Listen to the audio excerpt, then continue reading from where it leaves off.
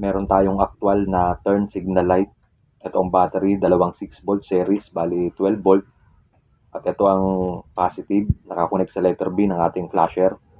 At yung L, ito ang load or lighting. Ito ang kanyang negative, color white. Nagpunta lang sa negative ng ating battery. At ito ang kanyang switch. Right turn, left turn.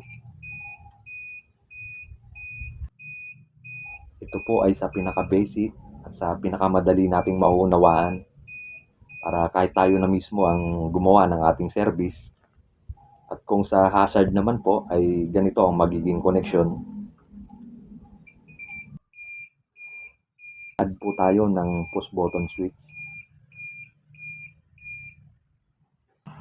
Ito po ang ating connection. Hindi po tayo maliligaw dito dahil napakadali lang. Ito yung letter B sa positive. At ito yung letter L, yung tinatawag nating load or lighting. Bali, ganito po. Right turn.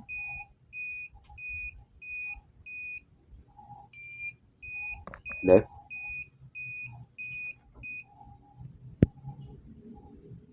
So kung hazard tayo,